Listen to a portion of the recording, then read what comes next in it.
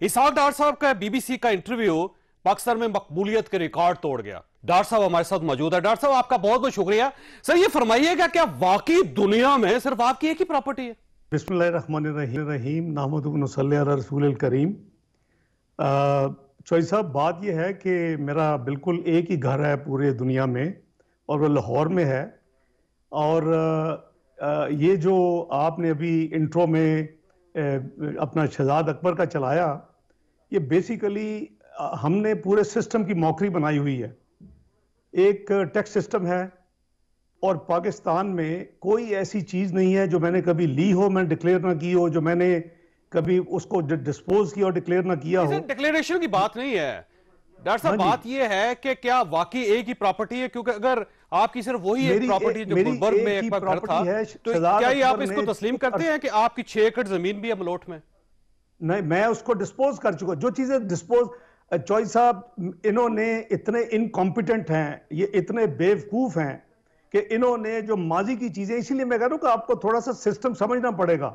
अगर चौधरी साहब किसी ने 1980 में कोई चीज खरीदी, अभी इन्होंने कहा जी वो 2 कनाल 17 मरले फलान जगह पे है, वो मैंने लीगल तौर के ऊपर जो TCF है, द सिटीजन्स जो फाउंडेशन है स्कूल की, मैंने उसको आज से को 20 साल पहले गिफ्ट किया हुआ है। और वो वहां एक स्कूल चल रहा है गरीब बच्चों के लिए, वो मेरी मलकियत नहीं है। जो DHA में है वो मेरी बेटी का किसी जमाने में। यानी इन्होंने क्या किया है, एक तरफ तो ये मामला सारा वो जो DHA का घर है वो भी आपका नहीं है। ये घर मेरा है, DHA का मेरा नहीं है। मेरा घर सिर्फ 7H गुलबर्ग में है जिस पे इन्होंने कब्जा किया हुआ है। लेकिन मेरा जो वो प्लॉट की जो उन्होंने जिक्र किया, वो अल्लाह के रास्ते में वहां सिटीजन फाउंडेशन कराची की जो है फाउंडेशन, उस पर उनका स्कूल चल रहा है। उससे मेरा कोई अल्लाह के रास्ते में डोनेट करने का लेना देना नहीं है मोर देन 20 इयर्स। और मेरे टैक्स में ये एक सवाल ये है कि ये जो पार्लियामेंटेरियन हाउसिंग स्कीम है उसमें 2 कनाल का आपका प्लॉट है, फिर आपका सेनेट कोऑपरेटिव सोसाइटी के अंदर आपका प्लॉट है, फिर अयाज बिल्डर्स जो है उन्होंने आपको प्लॉट दिए हुए थे, वो प्लॉट है आपके पास, फिर आपकी कंपनी है, फिर दुबई के अंदर 2 घर है। सर ये किसके हैं फिर डॉक्टर साहब? नहीं, एक करके चॉइस साहब अगर करेंगे तो फिर मैं एक्सप्लेन कर दूंगा। देखें, ये जो मेरा सेनेट जो पार्लियामेंटेरियन इन्होंने स्कीम की बात की है, एक तो ये है कि ये एक चीज मैं बार बार रिपीट इसलिए कर रहा हूं कि हर चीज मैंने अपनी टैक्स रिटर्न में डिक्लेयर की हुई है, इन्होंने वहां से उठाई है। अब जब मैंने वहां, अच्छा ये मेरा प्लॉट नहीं अभी मिला, ये मैं पेमेंट्स कर रहा था और ये मैंने वापस ले लिया हुआ है। ये मेरा 9 लाख और कुछ 36 या 56 हजार थे। वो मैंने कहा जी मुझे प्लॉट नहीं चाहिए, मुद्दत कई साल पुरानी बात है, और मैंने उसमें बाकी पैसे डाल के 10 लाख रुपया, 5 लाख जो गरीब एम्प्लॉइज हैं, लो इनकम सेनेट के, और इतना 5 लाख नेशनल असेंबली के, उनको दे दिए वो पैसे, थोड़े से पैसे डाल के 5-5 लाख। ये अभी भी उस वक्त मैं आपको इसलिए कह रहा हूं कि आपको थोड़ा सा 1 मिनट में एक्सप्लेन करना चाहता हूं कि अगर आपने जिंदगी में कोई चीज ली है और उसने डिक्लेयर की है, अगर डिस्पोज कर दी है, तो आपके टैक्स में वो सारी यानी डिक्लेयर्ड है। अब इन्होंने झूठ क्या बोला कि हमारे पास 20 साल की टैक्स रिटर्न्स नहीं है। और JAT की पहली फाइंडिंग ये थी कि जी मैंने 1981 से 2001 पाकिस्तान में टैक्स जो है वो जमा नहीं करवाया, टैक्स रिटर्न जमा नहीं करवाई। बिल्कुल टोटल झूठ है। और मैंने इतना बड़ा बक्सा उस 34 साल का रिकॉर्ड उस 20 साल समेत डॉक्टर साहब के दुबई के अंदर जो आपके प्लाजे हैं, अगर आपकी फैमिली ओन करती है, आपका साहबजादे हैं वो कारोबार करते हैं, आपने फरमाया भी कि आपका वो कारोबार कर रहे हैं, तो दुबई के अंदर जो टावर्स हैं वो किसके हैं सर? वो आपकी फैमिली के नहीं है? फिर नहीं, देखिए आप फैमिली को कहने का कोई तो तुक नहीं है। अगर आपके बच्चे चॉइस साहब अडल्ट हैं और वो इंडिपेंडेंट हैं और करीबन 17 से 20 साल उनके इंडिपेंडेंट हुए हो चुके हैं और वो कारोबार कर रहे हैं और दुनिया की बेहतरीन ऑडिट और लॉ फर्म उनके वो ऑडिटर्स हैं, तो इंडिपेंडेंट है। उसमें कौन सी ऐसी क़यामत है? उसमें सारा डॉक्यूमेंटेड है। लॉ ऑफ दी सवाल ये है कि वो जो टावर्स कर रहे हैं वो आपके किस साहबजादे के? मैं चॉइस साहब, जब मैं 6 साल 2002 से 2008 में दुबई में, जब मैं पाकिस्तान में नॉन टैक्स रेजिडेंट है, मेरी जो टैक्स स्टेटस है और मेरी टैक्स रिटर्न पे हर स्टैंप लगी हुई है नॉन टैक्स रेजिडेंट, और उसके बाद मैंने वो इंस्टॉलमेंट पे घर लिया 2000 गालबन 3 या 4 में, और मैंने उसकी इंस्टॉलमेंट दी, और एक पॉइंट पे जाके शायद 2011 में मैंने वो अपने बच्चों को जितनी इंस्टॉलमेंट थी, अभी उसकी 23 इंस्टॉलमेंट देने वाली थी, तो वो कौन इस तरह ऐसी मेटिकुलसली डिक्लेयर करता है? मैंने हर चीज डिक्लेयर की हुई है। ये इन्होंने तमाशा बनाया हुआ है, ये बैठते हैं, ये इलीगल काम कर रहे हैं। अब सवाल ये सर कि दुबई में आपके साहबजादे जो बिजनेस कर रहे हैं, उनके टावर्स है या नहीं है? में कोई टावर नहीं है। वो प्रॉपर्टी डेवलपर हैं, और वो प्रॉपर्टी डेवलपर का काम क्या है? वो उसका है कि लोगों ने उसने एक प्रोजेक्ट कंसीव किया, प्रोजेक्ट में उसने एडवर्टाइज किया, लोगों ने उसकी वो इंस्टॉलमेंट्स दी, और कई सौ लोग उसके ओनर होते हैं। आप उसको डेवलपर के तौर पे बना के उसको डिलीवर कर देते हैं। ये कंटेनर से ये फजूली आज शुरू हुई, तो 2 टावर, कोई हाउसिंग प्रोजेक्ट चला रहे हैं जाके, ये उनका अपना कोई टावर नहीं है, ये सारा झूठ बोलते हैं। नहीं, अगर आपका ख्याल ये है कि ये जो प्रॉपर्टीज जिसका जिक्र शहजाद अकबर साहब ने आज किया है, या दुबई के अंदर आप या आपके साहबजादे की कोई प्रॉपर्टी है, तो गवर्नमेंट ले ले, कन्फिस्केट कर ले, आपकी तरफ से इजाजत है उसकी? नहीं, एक सेकंड रुक जाए। यहां मुझे नहीं पता कि शहजाद अकबर ने, उसको तो मैं फजूल आदमी कहता हूं, वो तो पाकिस्तान का बदतरीन झूठा शख्स है। नंबर एक ये कि मेरा घर जो है 7H, वो मेरा घर है, उसमें मैं बता चुका हूं, वो मेरा पाकिस्तान में सियासत से आने से पहले घर है, वो मैंने 1988 में लिया था। नंबर 2, जो मेरे बच्चों का प्रॉपर्टी है, उसकी गुलबर्ग के घर की बात नहीं कर रहा डॉक्टर साहब, मैं ये कर रहा हूं कि ये जितनी प्रॉपर्टीज आज डिक्लेयर की है शहजाद अकबर साहब ने, वो या दुबई के अंदर आपकी कोई प्रॉपर्टी हो या अकाउंट हो, या फिर आपके साहबजादे अगर वो ओन कर रहे हो किसी प्रोजेक्ट को, तो गवर्नमेंट बेशक कंफिस्केट कर ले उसको। Who the hell government is?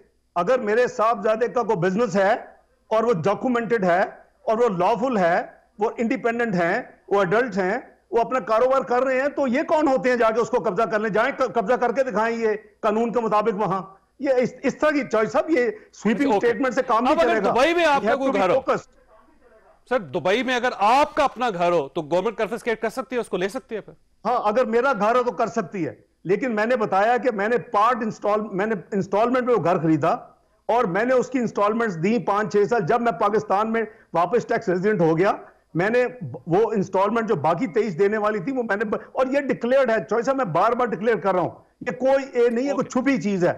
और मैंने वो पाकिस्तान में आपकी प्रॉपर्टी जिसका जिक्र शहजाद अकबर साहब कर रहे हैं, आप ये समझते हैं अगर आप इसको ओन करते हैं या डिसओन करते हैं? और अगर आप ओन करते हैं तो गवर्नमेंट अगर इसको कन्फिस्केट कर ले तो आपको कोई एतराज कर रहे हैं? जी, किस प्रॉपर्टी की बात कर रहे हैं आप? पाकिस्तान के अंदर जो प्रॉपर्टीज आपके नाम मेंशन हो रही हैं, अगर उसको गवर्नमेंट उसको अपने कब्जे में ले लेती तो आपको कोई एतराज तो नहीं होगा फिर? अगर हम एक चीजें बेच चुके हैं, आपने जाके सिटीजन फाउंडेशन से जो एक अल्लाह के रास्ते में काम करे, उसको जाके जो मैंने डोनेट किया, डिक्लेयर किया, मेरी लॉफुल इनकम में मैं खरीदा, मेरा दैट इज माई राइट कि मैं उसको खर्च करूं या मैं अल्लाह के रास्ते में दूं। ये कौन होते हैं? ये कैसे कर सकते हैं? किस कानून के तहत कर सकते हैं? जाके वो स्कूल को गिरा दें, बच्चों को निकाल दें? यार सर, वो अल्लाह के रास्ते में चल रही है, लेकिन वो आप ओन करते हैं उनको, वो हैं आपकी फिर? हाँ, ठीक है, मैं नहीं ओन करता ना। DHA का घर मैं ओन नहीं करता। मैं जो 2 कनाल 19 मरले वो कह रहे हैं, ये 16 मरले वो भोबतिया में, मैं ओन नहीं करता। वो TCF है। मैं हजवेरी ट्रस्ट का जो बना हुआ है वो मैं ओन नहीं करता। वो मैं चीजें ओन नहीं करता। अगर मैंने मलोट में दिया था, अगर मैंने वो उसको डिस्पोज कर दिया है, तो वो मेरा, वो मैं फिर एम्फेसाइज कर रहा हूं, टोटली डिक्लेयर्ड है मेरे टैक्स रिटर्न्स में। इन्होंने क्या तमाशा बनाया हुआ है?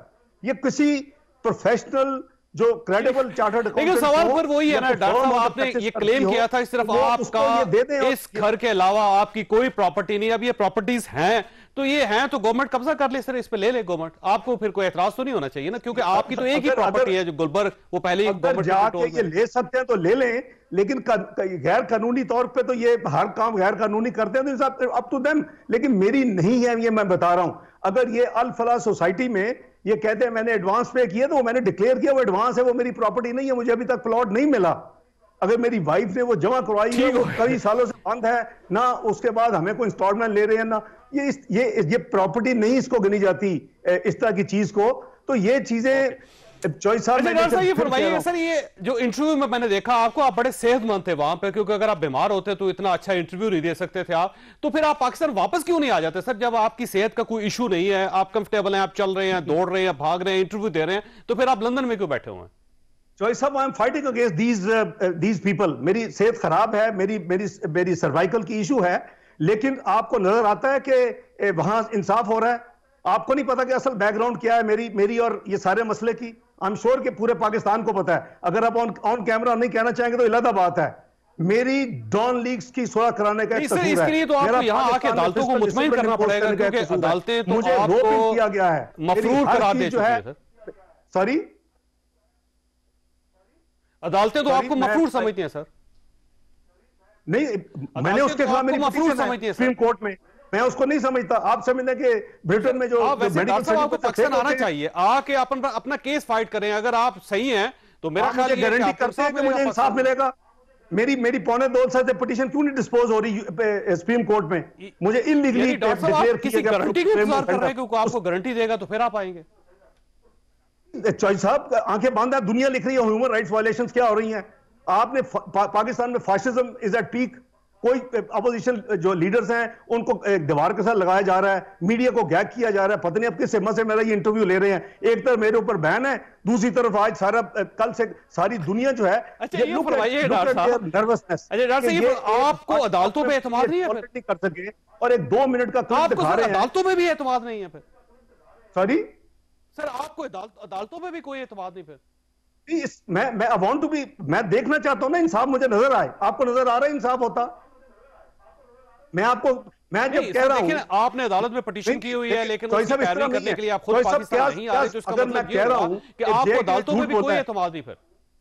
नहीं चॉइस साहब, अगर मैं ये कह रहा हूं time and again, I am sure कि वो भी सुन रहे हैं। अगर मैं कह रहा हूं कि सुप्रीम कोर्ट को धोखा दिया गया है, अगर मैं कह रहा हूं कि सुप्रीम कोर्ट के पास आके जो 2 अफलातून थे ब्रिगेडियर साहबान अपनी जेआईटी में, उन्होंने झूठ लिखा मेरी 20 साल। मेरा प्रॉब्लम शुरू होता है कि मेरे खिलाफ चार्ज है जेआईटी का, मैंने 20 साल टैक्स रिटर्न नहीं दी। That is the beginning. Sir देखिए, अदालतें इंसाफ कर रही हैं डॉक्टर साहब, अदालतों में लोगों को इंसाफ मिल रहा है। मरियम साहबा इस वक्त जलसे कर रही हैं अदालतों की वजह से। मियां शबाशी साहब को पैरोल पे रिहाई मिली है और साद रफीक साहब घर पे बैठे हुए हैं आपके सामने। शायद खाकान अब्बासी साहब बाहर है, एहसन इकबाल साहब बाहर है, ख्वाजा आसिफ साहब बाहर है। तो अदालतें इंसाफ कर रही हैं पाकिस्तान के अंदर? मैं कर रही होंगी, मैं कब कहता हूं, लेकिन मुझे अभी इंसाफ का मैं इंतजार कर रहा हूं ना। मैंने आपको बताया कि मेरी पौने 2 साल से मेरी पिटीशन है पेंडिंग पड़ी सुप्रीम कोर्ट में कि मुझे गलत ऑफेंडेड डिक्लेयर किया गया। मेरे चॉइस साहब, हमें देखें, आप आंखें बंद ना करें। ये बड़ी दिलचस्प बात है कि आपकी पार्टी के मैक्सिमम लोगों को इंसाफ मिल रहा है पाकिस्तान में सिवाय आपके। तो आपको क्यों खदशा है कि सिर्फ आपके साथ इंसाफ नहीं होगा? किसको इंसाफ? जब आपकी पार्टी के मैक्सिमम लोगों को इंसाफ मिल रहा है तो आपको क्यों खदशा है कि आपके साथ इंसाफ नहीं होगा? मुझे भी बोलने देना। आपने ख्वाजा साद रफीक की जजमेंट को नहीं पढ़ा? क्या लिखा है सुप्रीम कोर्ट ने? उसमें क्या लिखा उन्होंने नैब के बारे में? आप मेरा कोर इशू समझने की कोशिश ही नहीं कोई कर रहा। भाई मेरे खिलाफ एक फ्रॉडुलेंट चार्ज लगाया गया। यही इशू है कि इन्हीं अदालतों ने इंसाफ दिया सर। मतलब राना सनाउल्लाह साहब को गिरफ्तार किया गया, इन्हीं अदालतों ने इंसाफ दिया। राना सनाउल्लाह साहब जलसों से खिताब कर रहे हैं। यानी ये आप देते हैं पाकिस्तान में, आप ये देना चाहते हैं रिवॉर्ड कि आप पहले इसकी सर्विस करें, आप इसकी खिदमत करें। मैं अल्लाह को गवाह करके और मैं चैलेंज करता हूं, मैं इस हुकूमत का जो बॉस बैठा हुआ है ना इमरान खान, मैं उसको साबित कर सकता हूं एथिकली, मॉरली, फाइनेंशियली करप्ट है। लेकिन आप मुझे साबित करें कि मैं हूं। सर वो आपको यहां आके साबित करना पड़ेगा डॉक्टर साहब। बाहर बैठ के, लंदन में बैठ के साबित करना कोई कमाल नहीं है। मेरा केस सिंपल है। अगर कमाल है तो ख्वाजा साद रफीक साहब की तरह यहां आए, एहसन इकबाल साहब की तरह यहां बैठे, ख्वाजा आसिफ की तरह यहां बैठे, शायद खाकान अब्बासी की तरह यहां बैठ के अपना इंसाफ। चौधरी साहब, एक बुनियादी असूल है, आपका 9A5 एसेट बियॉन्ड सोर्सेज उस वक्त बनता है जब आपको ऐसी चीज निकाल के देते हैं जी ये आपकी है, ये सबूत है और आपने डिक्लेयर नहीं की। ओ भाई, मैंने तो मेरी रिटर्न से उठा के आप चीजें आपने लिखी हैं और वहां से ये भी नहीं देखा कि क्लीन करने के लिए आपको डॉक्टर साहब यहां आना पड़ेगा। आपकी पार्टी के मैक्सिमम लोग पाकिस्तान में अपने केस फाइट कर रहे हैं और उनको इंसाफ भी मिला है, वो अपने घरों में बैठे हुए हैं। तो आप उनसे डिफरेंट कैसे हो सकते हैं सर? तो आपको आना चाहिए ना यहाँ पे। मेरे अटॉर्नीज हैं ना जी, इनको मैंने कहा था प्लीडर मुकर्रर मैंने करना था कि आप केस चलाएं और मुझे नजर आता कि इंसाफ हो रहा है कि नहीं हो रहा। आपको पता है कि वाजिद जिया जाके जब तक आपको नजर नहीं आएगा आप नहीं आएंगे, इसका मतलब। आखिरी सवाल आपसे डॉक्टर साहब, आप वाजिद जिया जो जेआईटी का चेयरमैन था, उसने उन्होंने जाके अकाउंटेबिलिटी कोर्ट में ये अपनी स्टेटमेंट रिकॉर्ड करवाई है कि जी हमें एफबीआर से हमने रिटर्न नहीं ली, तो मेरा कसूर है। आप कैसे इतना बड़ा इल्जाम लगा सकते हैं पाकिस्तान पे, जो 3 दफा उस वक्त तक फाइनेंस मिनिस्टर रहा है, जिसने पाकिस्तान को 2 दफा दिवालियापन से बाहर निकाला है और पाकिस्तान को बुलंदियों पे लेके गया। आखिरी सवाल आपसे कि आप पाकिस्तान कब आएंगे? चंद लोगों का मेरे साथ मसला हो और वो भी मैं नेशनल इंटरेस्ट में करूं, तो आप मुझे एक निशाने इबरत बनाने की कोशिश करें। आपकी ह्यूमन राइट्स वायलेशन दुनिया में मशहूर है। इशू ये, मैं फिर आपसे ये सवाल कर रहा हूं, आखिरी सवाल आपसे, कि आप कब आएंगे पाकिस्तान? मैं आऊंगा जब मेरी जब मेडिकल ट्रीटमेंट जब होगी और जब मुझे डॉक्टर इजाजत देंगे, लेकिन मीनवाइल ये अपना केस चलाएं। मैं प्लीडर मुकर्रर करने के लिए तैयार हूं और let the whole world see and Pakistan देखे कि यहां इंसाफ होता है, नहीं होता। दिलचस्प बात ये है कि डॉक्टर्स आपको इंटरव्यू देने से नहीं रोकते, डॉक्टर आपको बात करने से नहीं रोकते, डॉक्टर आपको काम करने से नहीं रोकते, सियासी सरगर्मियों से नहीं रोकते, डॉक्टर पाकिस्तान जाने से रोक देते हैं आपको डॉक्टर साहब। सियासी सरगर्मियां, मुल्क को आग लगी हुई है, अवाम बेरोजगार हो चुकी है करोड़ों में, अवाम महंगाई जो आसमान पे है, लोग 2 वक्त की रोटी उनको मुयसर नहीं है, तो फिर क्या करें? अब बस बैठ के अपना सिर्फ अपनी हेल्थ का परवाह करें और ना अपने पाकिस्तान बहन भाई को परवाह करें? ये क्या तरीका है?